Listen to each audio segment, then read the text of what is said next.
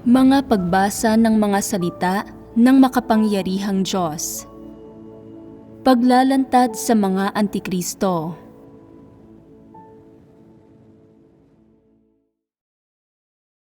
Ikasyam na item. Ginagawa nila ang kanilang tungkulin para lang maging tanyag sila at maisakatuparan ang kanilang sariling mga interes at ambisyon. Hindi nila kailanman isinasaalang-alang ang mga interes ng sambahayan ng Diyos at ipinagkakanulo pa ang mga interes na iyon, ipinagpapalit para sa kanilang personal na kaluwalhatian. Unang bahagi. Isang paghihimay sa mga Antikristo na ginagawa ang kanilang tungkulin para lang maging tanyag sila at maisakatuparan ang kanilang sariling mga interes at ambisyon. Hindi kailanman isinasaalang-alang ang mga interes ng sambahayan ng Diyos at ipinagkakanulo pa ang mga interes na iyon, ipinagpapalit para sa kanilang personal na kaluwalhatian. Una, kung ano ang mga interes ng Diyos at kung ano ang mga interes ng mga tao. Sa pagkakataong ito, magbabahaginan tayo tungkol sa ikasyam na item ng iba't ibang pagpapamalas ng mga Antikristo. Ginagawa nila ang kanilang tungkulin para lang maging tanyag sila at maisakatuparan ang kanilang sariling mga interes at ambisyon. Hindi nila kailanman isinasaalang-alang ang mga interes ng sambahayan ng Diyos at ipinagkakanulo pa ang mga interes na iyon, ipinagpapalit para sa kanilang personal na kaluwalhatian. Sa ating pang-araw-araw na buhay, madalas nating binibigyang diin ang mga interes ng Diyos at ng sambahayan ng Diyos. Gayunpaman, madalas na hindi isinasaalang-alang ng ilang tao ang mga interes ng sambahayan ng Diyos. Sa halip ay inuuna at isinisentro nila ang sariling mga interes sa lahat ng bagay. Talagang makasarili ang mga taong ito. Higit pa rito, sa pangangasiwa nila sa mga gawain, madalas nilang pinangangalagaan ang sarili nilang mga interes na nakapipinsala sa mga interes ng sambahayan ng Diyos, hanggang sa punto nagagawa pa nga sila ng hindi direktang kahilingan sa sambahayan ng Diyos para matugunan ang sarili nilang mga pagnanais. Ano ang pinakamahalagang salita rito? Ano ang pangunahing tinutukoy rito? Interes. Ano ang ibig sabihin ng interes? Ano ang kasama sa terminong ito? Ano ang itinuturing ng iba bilang mga interes ng mga tao? Ano ang saklaw ng mga interes ng mga tao? Katayuan, reputasyon, at mga bagay na may kinalaman sa mga material na interes. Halimbawa, kapag inililihis ng isang tao ang iba para hangaan at sambahin siya, hinahangad lang niya ang sariling psikolohikong mga interes. Mayroon ding mga material na interes na hinahangad ng mga tao sa pamamagitan ng pagsasamantala sa iba, pagkuha ng mga benepisyo para sa sarili nila, o pagnanakaw ng ari-arian ng sambahayan ng Diyos bilang ilang halimbawa. Palaging naghahanap ng pakinabang ang mga Antikristo. Naghahangad man sila ng psikolohiko o material na interes. Sakim at walang kabusugan ang mga Antikristo at susubukan nilang kunin ang mga bagay na ito, lahat para sa sarili nila. Ang mga bagay na may kinalaman sa mga interes ng isang tao ang pinaka-nagbubunyag sa kanila. Ang mga interes ay malalim na nauugnay sa buhay ng bawat tao at ang lahat ng bagay na nakakasalamuha ng isang tao sa bawat araw ay may kinalaman sa mga interes nila. Halimbawa, kapag may sinasabi ka o nag-uusap tungkol sa isang bagay, anong mga interes ang kasama? Kapag nag-uusap ang dalawang tao tungkol sa isang issue, isang usapin ito ng kung sino ang mahusay magsalita at sino ang hindi, sino ang hinahangaan ng ibang tao at sino ang minamaliit ng ibang tao. At isa rin itong usapin ng magkakaibang kahihinatnan ng magkaibang paraan nila ng pagsasalita. Hindi ba't isa itong usapin ng mga interes? Kaya, ano ang ginagawa ng mga tao kapag nangyayari sa kanila ang ganitong mga uri ng issue? Ginagawa ng mga tao ang makakaya nila para magpasikat, nagpapakahirap mag-isip para ayusin ang mga salita nila upang malinaw na maipaliwanag ang paksa at upang mas eleganteng maipahayag ang mga salita at mas kasang-asang-ayong pakinggan at upang magkaroon din ng maayos na estruktura at mag-iiwan ng pangmatagalang impresyon sa mga tao. Gamit ang ganitong pamamaraan, gamit ang kahusayang magsalita, utak, at kaalaman ng isang tao para makuha ang pabor ng mga tao at mag-iwan ng malalim na impresyon sa kanila. Ito ay isang uri ng interes. Anong iba pang mga aspekto ang kasama sa mga interes na hinahangad ng mga tao? Kapag abala sila sa gawain nila, palaging tinitimbang ng mga tao ang bagay-bagay, nagkakalkula at nagninilay-nilay sa isipan nila. Nagpapakahirap mag-isip kung anong mga aksyon ang makakabuti sa interes nila, anong mga aksyon ang hindi makakabuti sa interes nila, anong mga aksyon ang makakapagpalago ng interes nila, anong mga aksyon ang kahit papaano ay hindi makasasama sa mga interes nila, at anong mga aksyon ang makapagbibigay sa kanila ng pinakamalaking kaluwalhatian at pinakamaraming material na pakinabang at nagagawin silang pinakamalaking benepisyado. Ito ang dalawang interes na ipinaglalaban ng mga tao sa tuwing may mga isyung nangyayari sa kanila. Nakatuon sa dalawang aspektong ito ang mga interes na hinahangad ng mga tao at wala ng iba. Sa isang banda, ang pagtamo ng mga material na benepisyo o kahit paano ay hindi mawalan at mapagsamantalahan ng iba. Sa kabilang banda, sa psikolohikong antas, ang mahikayat ang mga tao na tingalain at hangaan sila at makuha ang loob ng mga tao. Minsan, upang makamit ang kapangyarihan at katayuan, kaya pangang talikuran ng mga tao ang mga material na interes.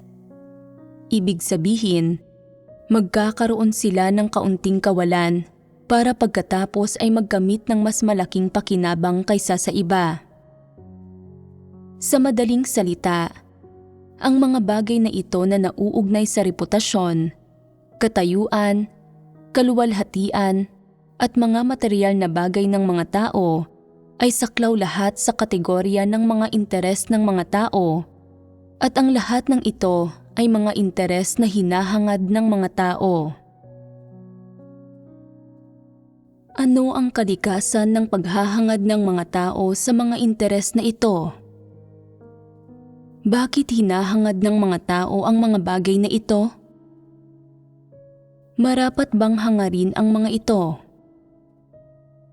Makatwiran ba ito? Naaayon ba ito sa mga hinihingi ng Diyos sa mga tao? Ito ba ang pamantayang hinihingi ng Diyos sa mga nilikha? Sa mga salita ng Diyos, binanggit ba niya na dapat ninyong hangarin at palawakin ang sarili ninyong mga interes?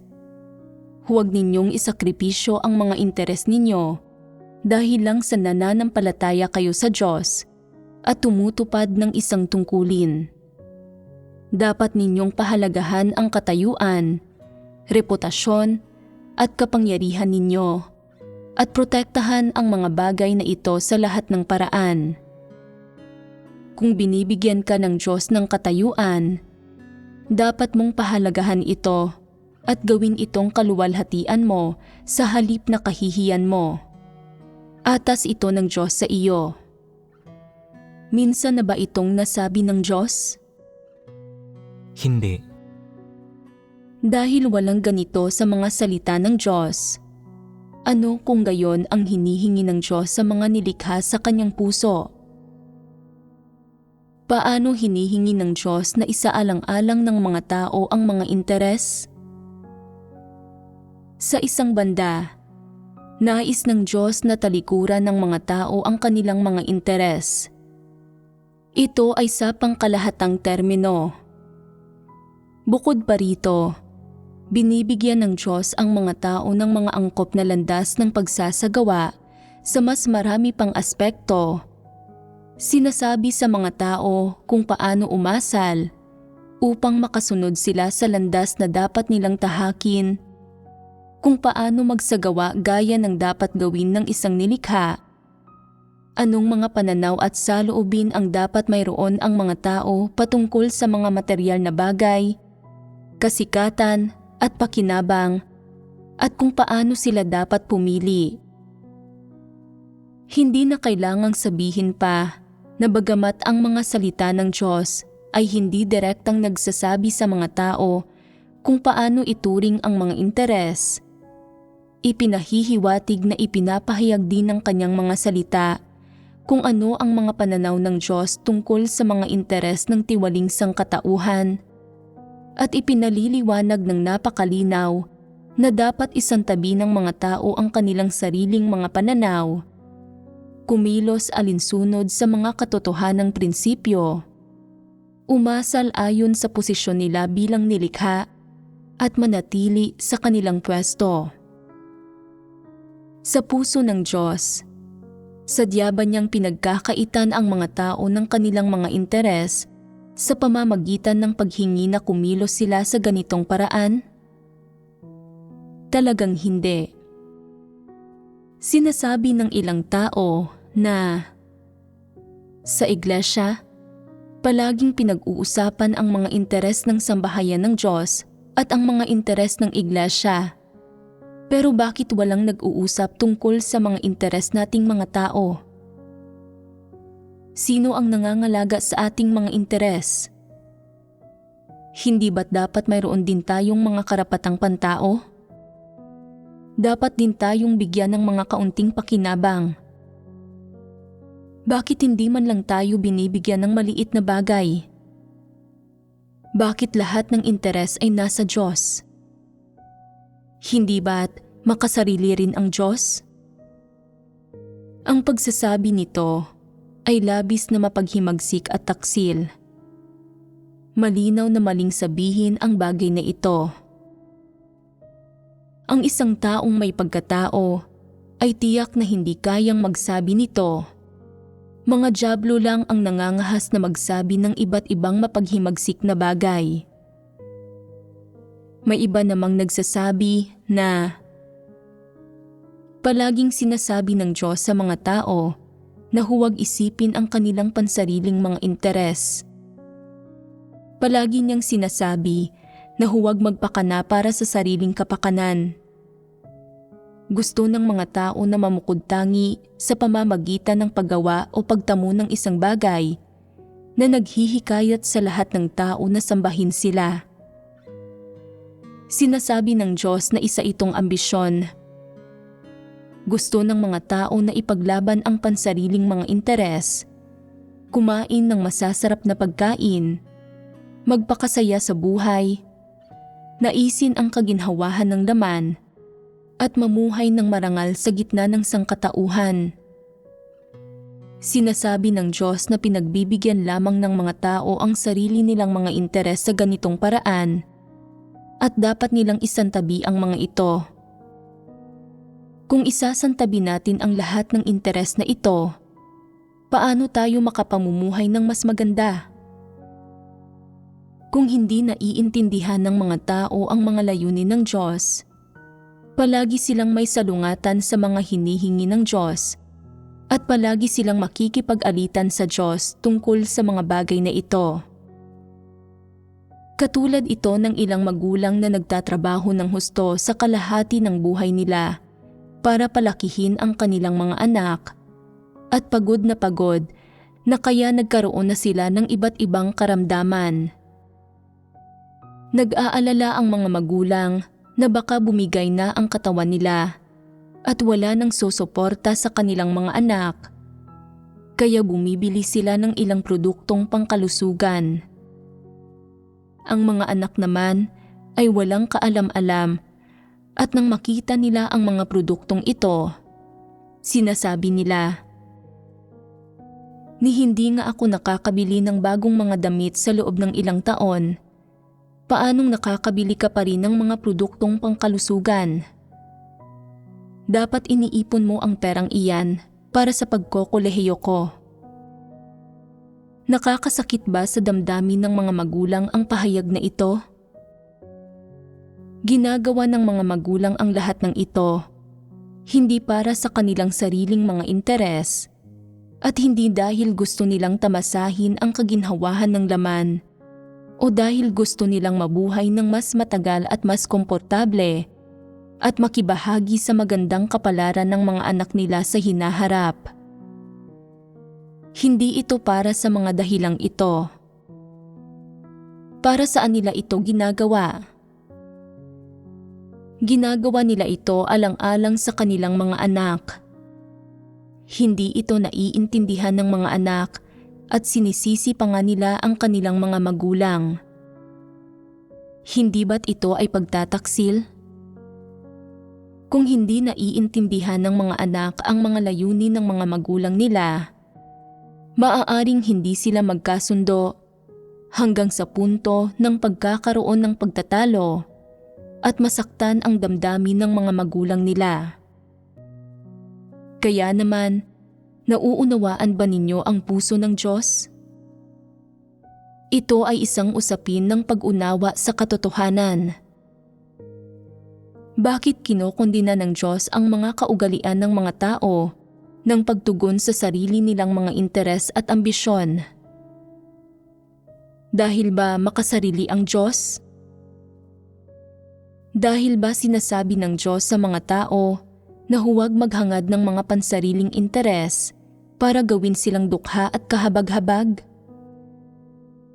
Tiyak na hindi ganoon. Nais ng Diyos na maging mabuti ang mga tao at pumaparito ang Diyos para gawin ang kanyang gawain ng pagliligtas sa mga tao upang magkaloob ng mga pagpapala sa sangkatauhan at dalhin ang mga tao sa isang magandang hantungan. Ang lahat ng ginagawa ng Diyos ay para makamit ng mga tao ang katotohanan at makamit ang buhay, upang maging karapat-dapat silang tumanggap ng pangako at mga pagpapala ng Diyos. Gayunpaman, lubos na ginawang tiwali ni Satanas ang mga tao at mayroon silang mga tiwaling disposisyon at dapat silang magdusa ng labis para makamit ang katotohanan at buhay. Kung hinahangad ng lahat ang mga pansariling interes at gustong mamuhay ng maginhawang buhay para matugunan ang labis na mga pagnanasa ng laman, ngunit hindi naman nagsusumikap na hangarin ang katotohanan, ano ang mga kahihinatnan? Hindi nila matatamo ang katotohanan at hindi sila madadalisay at maliligtas. Ano ang mga kahihinatnan ng hindi nila pagkaligtas? Silang lahat ay dapat mamatay sa mga sakuna. Ito ba ang panahon para magpakasasa sa kasiyahan ng laman? Hindi. Ang sino mang hindi nakakapagkamit ng katotohanan ay dapat mamatay. Kaya, hinihingi ng Diyos sa mga tao na talikuran ang makalamang mga interes nila at hangarin ang katotohanan. Ito ay para sa kapakanan ng mga tao, para sa kapakanan ng buhay nila, at para sa kapakanan ng kaligtasan nila. Kapag nakamit na ng mga tao ang katotohanan at naligtas na, darating anumang oras ang pangako at mga pagpapala ng Diyos.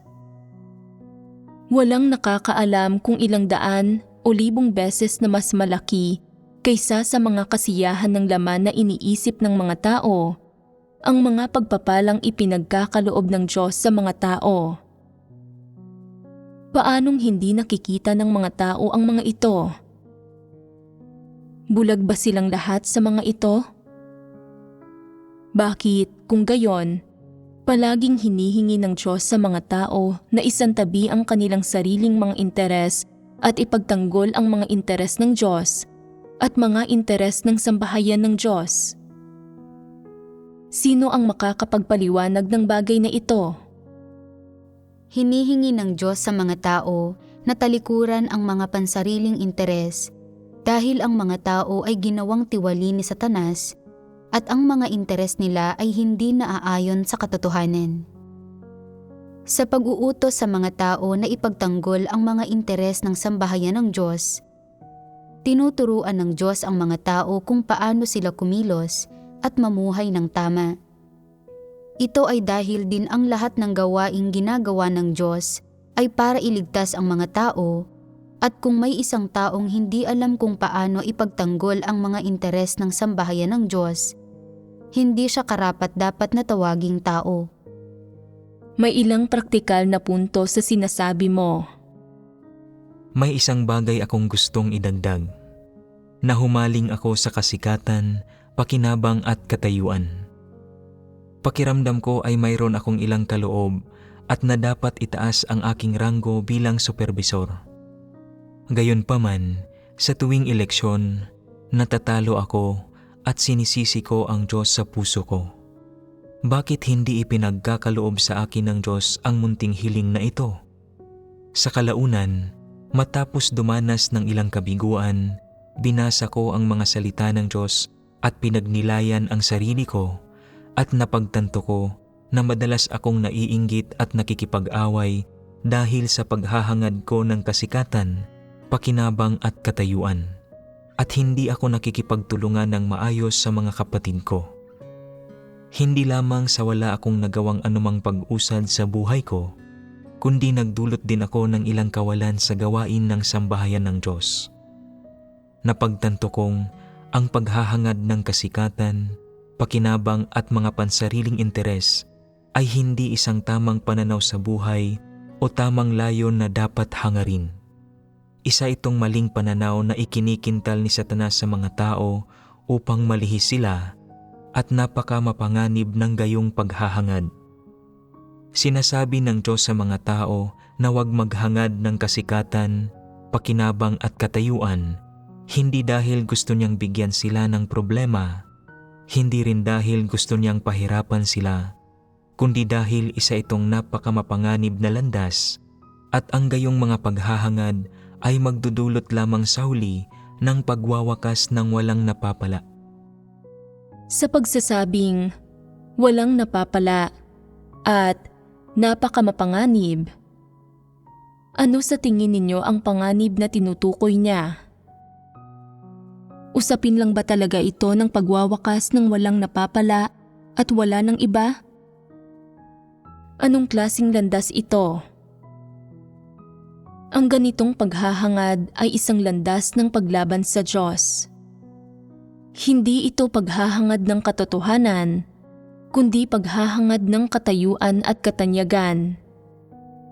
Paglakad ito sa landas ng mga antikristo.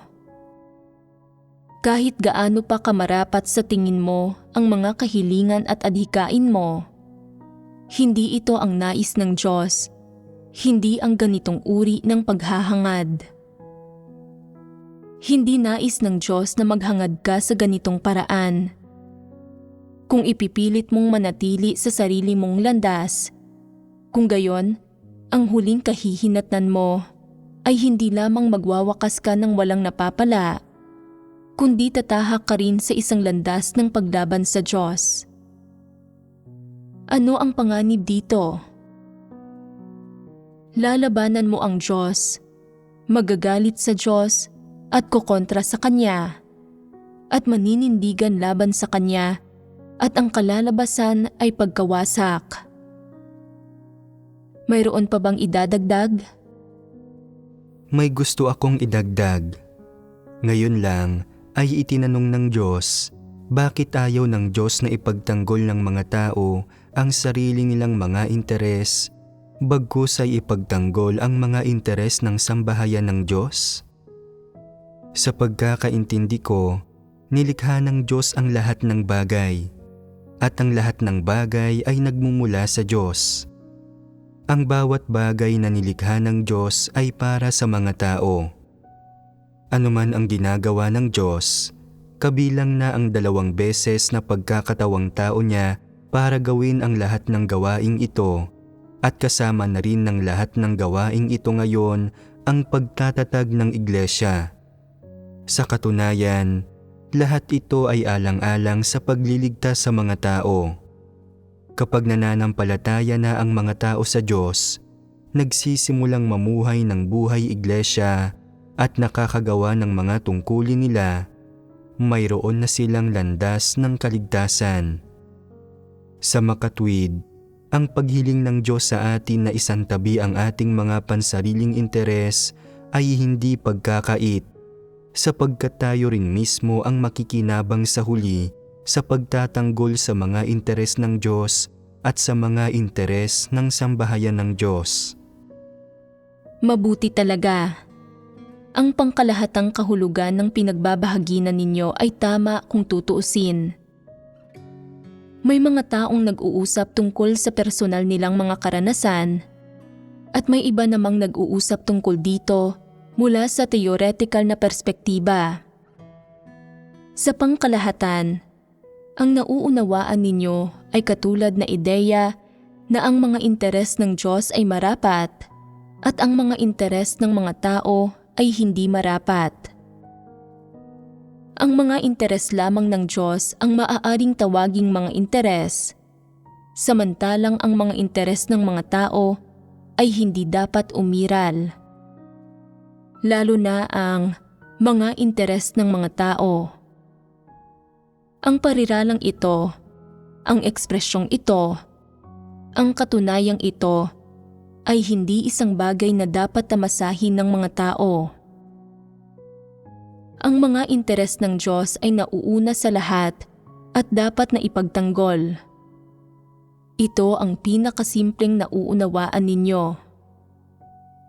Ibig sabihin, dapat magkaroon ng responsibilidad ang mga tao na ipagtanggol ang mga interes ng Diyos at dapat nilang tingnan ng tama ang mga interes ng Diyos. Samantalang ang mga interes ng mga tao ay dapat tingnan ng may paghamak at alisin sapagkat hindi gaanong maluwalhati ang mga interes ng mga tao. Mula sa pananaw ng tao, dahil sa ugat ay may mga tiwaling disposisyon ang mga tao at sa loob-loob ay nadudungisan sila ng mga tiwaling disposisyon. Lahat ng interes ng mga tao, sa kahit saang anggulo ninyo tingnan ang mga ito, at kung nahahalata man ang mga ito o hindi nahahalata, ay nabibilang sa kategorya ng hindi marapat. Kaya, kung maisasantabi man ng mga tao ang mga ito o hindi, napagtanto na nila na dapat isantabi ang mga interes ng mga tao at nga ang mga interes ng Diyos ang dapat ipaglaban at ipagtanggol. May pinagkasunduan sa puntong ito. Ngayong mayroon na tayong pinagkasunduan, magbahaginan tayo kung ano talaga ang mga interes ng Diyos. Ano nga ba talaga ang mga interes ng Diyos? Maaari bang gawing pantay-pantay ang mga interes ng Diyos, mga interes ng sambahayan ng Diyos, at ang mga interes ng iglesia? Maaaring sabihin na ang Diyos ay isang titulo at kasing kahulugan din ito ng diwa ng Diyos. Paano naman ang sambahayan ng Diyos at ang iglesia? Ang sambahayan ng Diyos ay may malawak na saklaw, samantalang ang iglesia ay mas partikular. Maaari bang gawing pantay-pantay ang mga interes ng Diyos, mga interes ng sambahayan ng Diyos, at ang mga interes ng iglesia? Hindi maaari. May ilang tao na nagsasabing hindi maaari, pero sa totoo lang, maaari nga ba? Parehong bagay ba ang mga atas administratibo ng sambahayan ng Diyos, mga atas administratibo ng iglesia, at mga atas administratibo na ipinahayag ng Diyos? Pare-pareho lang ang mga ito. Mula sa perspektibang ito, maaaring ituring na pantay-pantay ang mga interes ng tatlong ito. Umiira lamang ang sambahayan ng Diyos kasama ang Diyos at ang kanyang hinirang na mga tao, at umiira lamang ang iglesia kasama ang hinirang na mga tao na ito ng sambahayan ng Diyos. Ang iglesia ay isang mas partikular na nasasakupang unit ng sambahayan ng Diyos. Ang sambahayan ng Diyos ay isang mas malawak na termino, samantalang ang iglesia ay mas partikular. Maaari bang gawing pantay-pantay ang mga interes ng Diyos, mga interes ng sambahayan ng Diyos, at ang mga interes ng iglesia? Sa palagay ba ninyo ay dapat pantay-pantay ang mga ito? Hindi ninyo alam? Kung gayon, subukan muna nating pagpantay-pantayin ang mga ito para masuri. Halimbawa, ang kaluwalhatian ng Diyos ay interes ng Diyos. Ayos lang bang sabihin na ito ang kaluwalhatian ng sambahayan ng Diyos? Hindi ayos iyon. Ang sambahayan ng Diyos ay isang pangalan, hindi ito kumakatawan sa diwa ng Diyos. Ayos lang bang sabihin na ang kaluwalhatian ng Diyos ay ang kaluwalhatian ng iglesia? Malinaw na hindi rin ayos iyon. Ang kaluwalhatian ng iglesia ay ang kaluwalhatian ng lahat ng kapatid. Ang pagpapantay nito sa kaluwalhatian ng Diyos ay labis na kapangahasan. Hindi kayang pasanin ng mga tao ang kaluwalhatiang ito, at gayon din ang sambahayan ng Diyos o ang iglesia. Mula sa perspektibang ito, maaari bang gawing pantay-pantay ang mga interes ng Diyos, mga interes ng sambahayan ng Diyos, at ang interes ng iglesia? Hindi maaari. Mula sa ibang perspektiba, maaari bang gawing pantay-pantay ang parte ng gawain na ginagawa ng Diyos, ang parte ng gawain ng sambahayan ng Diyos, at ang parte ng gawain ng iglesia? Halimbawa, sinasabi ng Diyos sa mga tao na ipangaral ang ebanghelyo at ipalaganap ang mga salita ng Diyos. Ito ay layunin ng Diyos at ito rin ang iniaatas ng Diyos sa mga tao. Kapag ang atas na ito ay itinalaga sa sambahayan ng Diyos, maaari bang ipantay ang gawaing ito sa gawaing pinaplanong gawin ng Diyos? Kung ano ang iniaatas ng Diyos ay parte rin ng kanyang gawain, at ang partikular na parteng ito ay maaaring ipantay sa gawaing pinaplanong gawin ng Diyos. Kapag itinalaga sa iglesia ang atas na ito, maaari ba itong ipantay sa gawain ng Diyos? Oo, maaari. Isa sa dalawang halimbawang ito ay may kinalaman sa diwa ng Diyos, kung saan ang Diyos, ang sambahayan ng Diyos, at ang iglesia ay hindi maaaring gawing pantay-pantay. Ang isa pang halimbawa ay may kinalaman sa gawaing ginagawa ng Diyos, sa atas ng Diyos, at sa mas partikular, sa mga hinihingi ng Diyos para sa lahat. Maaaring gawing pantay-pantay ang mga bagay na ito. Pagdating sa bagay-bagay na may kinalaman sa kaluwalhatian ng Diyos, pagkakakilanlan ng Diyos, diwa ng Diyos, at patotoo ng Diyos, maaari bang gawing pantay-pantay ang Diyos, ang sambahayan ng Diyos, at ang iglesia?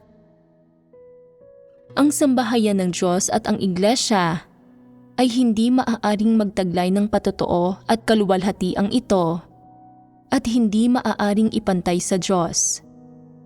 Ngunit kapag tungkol ito sa isang partikular na gawain o atas, maaaring pantay-pantay ang mga ito. Nagbahagi na tayo noong nakaraan tungkol sa mga interes ng sambahayan ng Diyos at ng iglesia. At marami tayong napag-usapan tungkol dito. Ngayon, pagtutuunan natin ang pagbabahaginan tungkol sa kung ano nga ba ang mga interes ng Diyos at kung ano nga ba ang mga bagay na hindi alam ng mga tao, na hindi kailanman naisip ng mga tao at na malapit na nauugnay sa Diyos at itinuturing na mga interes ng Diyos. Kung ito man ay isang pangalan, isang kasabihan, o isang bagay na nauugnay sa diwa at pagkakakilanlan ng Diyos, aling mga bagay ang mga interes ng Diyos? Ang kaluwalhatian ng Diyos. Ang kaluwalhatian ng Diyos ay tiyak na ang patotoo na natatamo ng Diyos mula sa mga tao.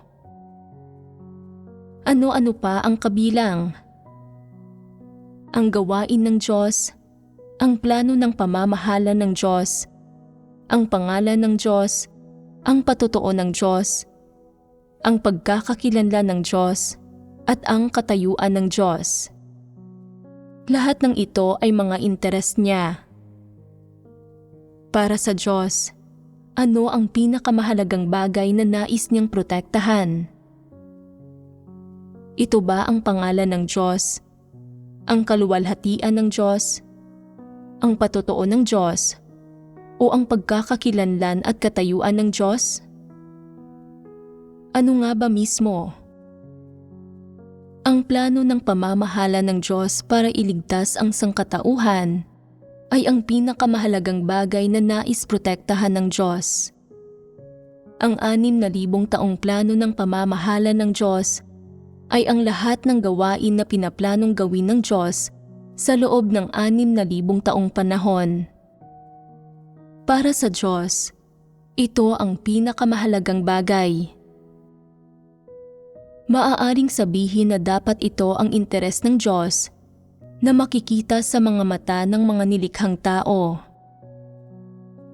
Ang maaaring nauunawaan ng mga tao tungkol sa mga interes ng Diyos at kung ano ang dapat maunawaan ng mga tao ay maaaring hanggang doon na lang. Kasunod, pag-usapan natin ang mga interes ng sambahayan ng Diyos. Pagdating sa mga interes ng sambahayan ng Diyos, bukod sa pagtatanggol sa pangalan ng Diyos, kaluwalhatian ng Diyos, at patotoo ng Diyos, ano pang iniatas ng Diyos sa sangkatauhan na dapat ipagtanggol ng mga tao? Ang plano ng pamamahala ng Diyos. Tama. Ang pinakamalaking atas ng Diyos sa sangkatauhan ay ang pinakamalaking interes ng sambahayan ng Diyos. Kung gayon, ano ang interes na ito? Ito ay para sa 6,000 taong plano ng pamamahala ng Diyos na isa sa katuparan sa sangkatauhan. At syempre, kasama rito ang lahat ng uri ng aspekto. Kung gayon, ano-ano ang kasama rito? Kasama rito ang pagtatatag at pagbuo ng iglesia at ang paghubog sa mga lider at manggagawa sa lahat ng antas ng iglesia upang makapagpatuloy ng walang hadlang ang iba't ibang gampanin ng iglesia at ang gawain ng pagpapalaganap ng Ebanghelyo. Lahat ng ito ay may kinalaman sa mga interes ng Iglesia. Ang mga ito ang pinakamahalagang bagay sa mga interes ng Diyos, sambahayan ng Diyos, at sa Iglesia na madalas nating pinag-uusapan. Para maipalaganap ang gawain ng Diyos, para maipagpatuloy ng walang sagabal ang plano ng pamamahala ng Diyos, para maisakatuparan ng walang sagabal ang layunin ng Diyos at kalooban ng Diyos sa sangkatauhan, at para maipalaganap ang mga salita ng Diyos, maipakalat at maiproklama ng mas malawakan sa mga tao upang mas maraming tao ang lumapit sa Diyos. Ito ang mga layon at ang pinakapuso ng lahat ng gawain ng Diyos. Tulad nito, anumang may kaugnayan sa mga interes ng sambahayan ng Diyos at sa mga interes ng Iglesia ay tiyak na kaugnay sa kalooban ng Diyos at sa plano ng pamamahala ng Diyos. Sa partikular, ito ay isang usapin ng kung sa bawat panahon at bawat yugto, nakakapagpatuloy ba ang gawain ng Diyos ng walang sagabal at kung naipapalaganap ba ito at kung naisa sa katuparan at umuusad ba ito ng maayos sa sangkatauhan. Kung ang lahat ng ito ay normal na nakakapagpatuloy, kung gayon, mapoprotektahan ang mga interes ng sambahayan ng Diyos at ang Iglesia at mapoprotektahan din ang kaluwalhatian ng Diyos at ang patotoo ng Diyos. Kung nahahadlangan ang gawain ng Diyos sa sambahayan ng Diyos at sa Iglesia at hindi makapagpapatuloy ng walang sagabal at nahahadlangan ang layunin ng Diyos at ang gawaing pinaplanong gawin ng Diyos, kung gayon, tiyak na lubos na mapipinsala ang mga interes ng sambahayan ng Diyos at ng Iglesia. Konektado ang mga bagay na ito. Ibig sabihin, kapag lubos na napipinsala o nahahadlangan ang mga interes ng sambahayan ng Diyos at ng Iglesia, tiyak na lubhang mapipigilan ang plano ng pamamahala ng Diyos at lubos ding mapipinsala ang mga interes ng Diyos. Pagkatapos magbahaginan tungkol sa kung ano ang mga interes ng Diyos, susunod nating pag-usapan kung ano ang mga interes ng mga tao. Bahagya lang nating napag-usapan ang tungkol sa mga interes ng mga tao. Ngayon, pag-usapan natin ang kalikasan ng mga interes ng mga tao batay sa definisyon ng mga ito at tukuyin ang kalikasan ng mga ito. Bakit hinihiling ng Diyos na isantabi ng mga tao ang mga interes nila? Wala bang ganitong karapatan ang mga tao? Hindi ba binibigyan ng Diyos ng karapatang ito ang mga tao? Hindi ba nararapat sa mga tao ang mga karapatang ito? Hindi ba ganoon? Kung titingnan ito mula sa ilang aspektong iyon ng mga interes ng mga tao na pinag-usapan natin kanina, para saan naghahangad ng mga interes ang mga tao? Para sa sarili nila. Ang para sa sarili nila ay isang pangkalahatang pahayag. Sino ang sarili nila? Ang mga satanas.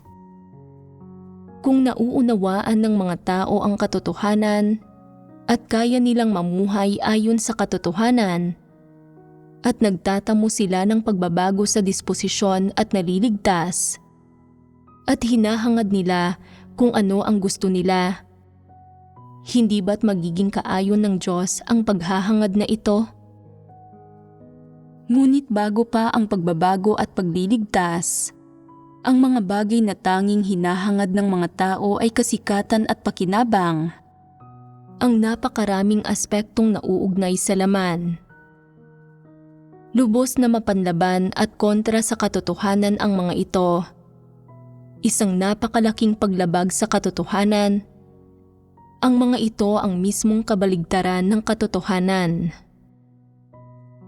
Kung sabihin ng isang tao na mahal niya ang katotohanan at hinahangad niya ang katotohanan, subalit sa diwa, ang layong hinahangad niya ay gawing tanyag ang sarili, magpakitang gilas, gawing mataas ang tingin ng mga tao sa kanya, makamit ang kanyang sariling mga interes, at ang pagganap ng kanyang tungkulin ay hindi upang magpasakop o bigyang kaluguran ang Diyos, at sa halip ay upang magtamo ng kasikatan, pakinabang, at katayuan. Kung gayon, ay hindi lehitimo ang kanyang paghahangad. At kung ganoon ang kaso, pagdating sa gawain ng iglesia, balakid ba ang kanyang mga kilos o nakakatulong ba ang mga ito upang maisulong iyon? Malinaw na balakid ang mga ito. Hindi napapasulong ng mga ito ang gawain ng iglesia. Ang ilang tao ay nagkukunwaring gumagawa ng gawain ng iglesia, subalit naghahangad naman ng sarili nilang kasikatan, pakinabang, at katayuan. Nagpapatakbo ng sarili nilang operasyon, bumubuo ng sarili nilang maliit na grupo, ng sarili nilang munting kaharian. Ginagawa ba ng ganitong uri ng tao ang kanyang tungkulin? Lahat ng gawaing ginagawa nila, sa esensya, ay nakakagambala, nakakagulo, at nakakapinsala sa gawain ng iglesia. Ano ang kahihinatnan ng paghahangad nila ng kasikatan, pakinabang, at katayuan? Una, naaapektuhan nito kung paano kinakain at iniinom ng mga taong hinirang ng Diyos ang salita ng Diyos ng normal at paano nila nauunawaan ang katotohanan. Hinahadlangan nito ang kanilang buhay pagpasok, pinipigilan silang pumasok sa tamang landas ng pananalig sa Diyos, at inaakay sila patungo sa maling landas na nakakapinsala sa mga taong hinirang at dinadala sila sa kapahamakan. At ano ang ginagawa nito sa gawain ng iglesia sa huli? Ito ay panggugulo, pamiminsala, at pagbuwag. Ito ang kahihinatnang idinudulot ng paghahangad ng mga tao sa kasikatan, pakinabang, at katayuan. Kapag ginagawa nila ang kanilang tungkulin sa ganitong paraan, hindi ba ito masasabing pagtahak sa landas ng isang antikristo? Kapag hinihingi ng Diyos na isantabi ng mga tao ang kasikatan, pakinabang, at katayuan, hindi naman sa pinagkakaitan niya ang mga tao ng karapatang mamili. Bagkus, ito ay dahil habang hinahangad ang kasikatan, pakinabang, at katayuan, nagagambala at nagugulo ng mga tao ang gawain ng iglesia at ang buhay pagpasok ng mga taong hinirang ng Diyos, at maaari pa ngang makaimpluwensya sa pagkain at pag-inom ng maraming tao ng mga salita ng Diyos, sa pag-unawa nila sa katotohanan at sa pagkamit nila ng kaligtasan ng Diyos. Ito ay isang katunayang hindi mapag-aalinlanganan. Kapag hinahangad ng mga tao ang sarili nilang kasikatan, pakinabang, at katayuan, siguradong hindi nila hahangarin ang katotohanan at hindi nila matapat na tutuparin ang kanilang tungkulin. Magsasalita at kikilos lamang sila alang-alang sa kasikatan, pakinabang, at katayuan, at lahat ng gawaing ginagawa nila nang wala ni katiting na eksepsyon ay alang-alang sa mga bagay na iyon. Ang umasal at kumilos sa gayong paraan ay walang pagdududang pagtahak sa landas ng mga antikristo. Ito ay isang paggambala at panggugulo sa gawain ng Diyos. At lahat ng iba't ibang kahihinatnan nito ay nakakahadlang sa pagpapalaganap ng ebanghelyo ng kaharian at sa pagsasakatuparan sa kalooban ng Diyos sa loob ng iglesia. Kaya, maaaring sabihin ng isang tao ng may katiyakan na ang landas na tinatahak ng mga naghahangad ng kasikatan, pakinabang, at katayuan ay ang landas ng paglaban sa Diyos. Ito ay sadyang paglaban sa Kanya, pagkontra sa Kanya. Ito ay ang makipagtulungan kay Satanas sa paglaban sa Diyos at pagsalungat sa Kanya.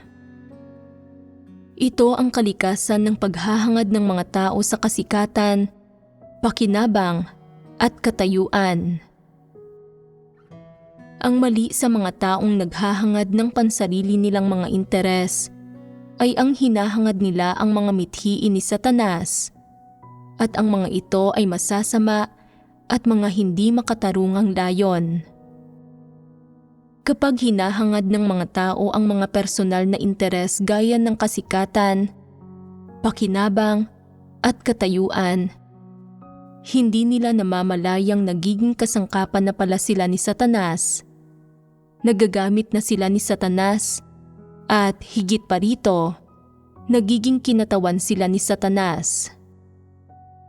Isang negatibong papel ang ginagampanan nila sa iglesia. Sa gawain ng iglesia at sa normal na buhay iglesia at normal na paghahangad ng mga taong hinirang ng Diyos, ang epekto nila ay mang-abala at maminsala. Mayroon silang masama at negatibong epekto. Kapag hinahangad ng isang tao ang katotohanan, nagagawa niyang isaalang-alang ang mga layunin ng Diyos at ang pasanin ng Diyos. Kapag ginagawa niya ang kanyang tungkulin, itinataguyod niya ang gawain ng iglesia sa lahat ng aspekto. Nagagawa niyang dakilain ang Diyos at magpatotoo sa Diyos. Pakinabang ang dulot niya sa mga kapatid at sinusuportahan at tinutustusan niya ang mga ito. At nakakamit ng Diyos ang kaluwalhatian at patotoo na nagdadala ng kahihiyan kay Satanas. Bilang resulta ng kanyang paghahangad, nagkakamit ang Diyos ng isang nilikha na tunay ngang may kakayahang matakot sa Diyos at tumalikod sa kasamaan na nagagawang sambahin ang Diyos. Bilang resulta rin ng kanyang paghahangad, na isa sa katuparan ang kalooban ng Diyos at ang gawain ng Diyos ay umuunlad. Sa mga mata ng Diyos, positibo ang gayong paghahangad. Ito ay matapat.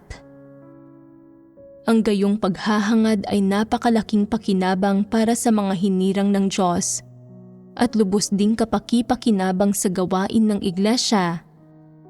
Nakakatulong ito upang mapausad ang mga bagay-bagay at sinasang-ayunan ito ng Diyos.